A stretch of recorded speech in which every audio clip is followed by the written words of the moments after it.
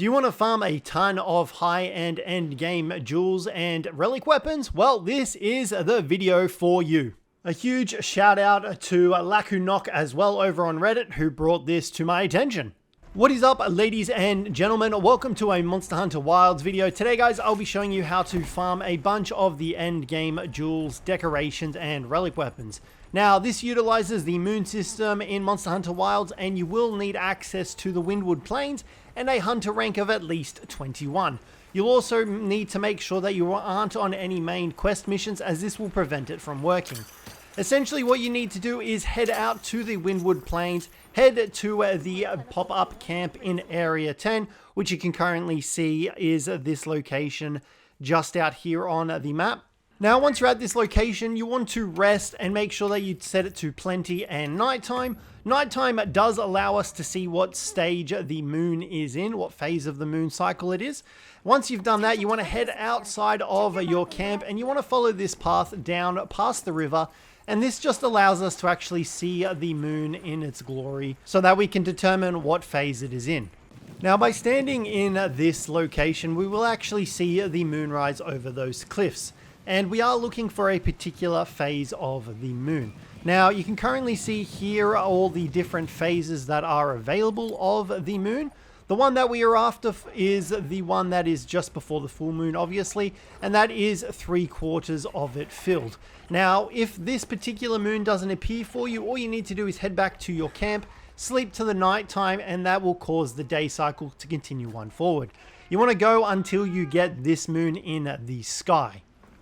Now, once you've seen that moon, you then want to head back to your camp, rest again, but this time we want to change the time to the evening.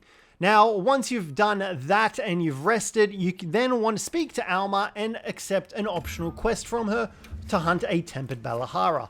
Now, you can receive this quest from Yasai in the village, so make sure that you speak to him to get this quest. Now, once you're out on this quest, start at base camp number 10, and you simply want to follow this path just straight up from the camp, just up next to this tree, and this is what we are looking for. This plant just out here. Now, it hasn't bloomed yet because it is still technically evening. However, this quest allows us to make it go into nighttime and cause this plant to bloom. Now, after a few moments or so, you should be able to harvest the plant for the night flower pollen.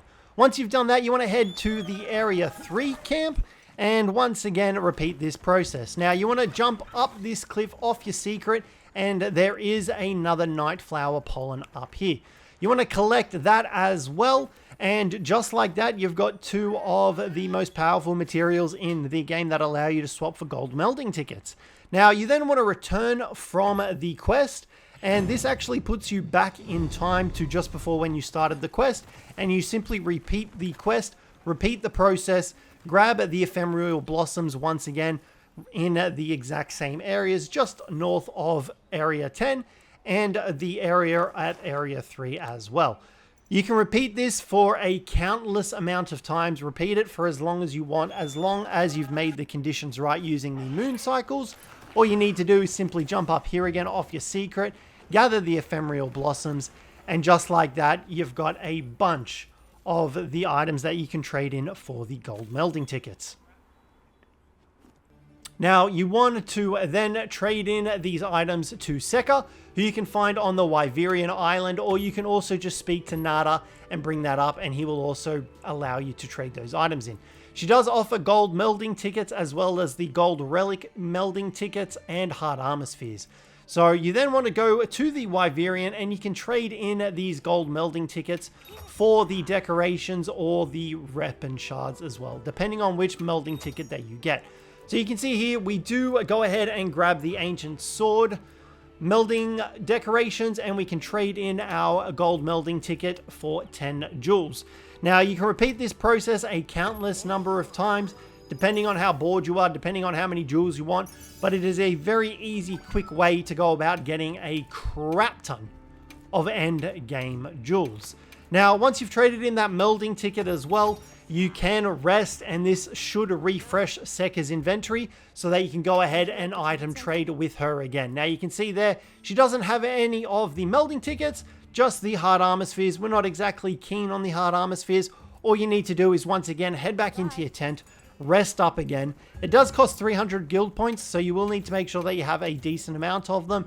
Doesn't matter what time you set it to, as long as you rest, you can then head back out, speak to Nada again to trade in the tradable material to try and get the gold melding ticket that you would like. So it's a very easy way to go about farming a bunch of endgame jewels without having to fight monsters. Of course, this is completely optional and entirely up to you, but it's very easy. So hopefully you guys enjoyed this video. If you did, don't forget to leave a like, subscribe down below for more, and I'll catch you in the next one.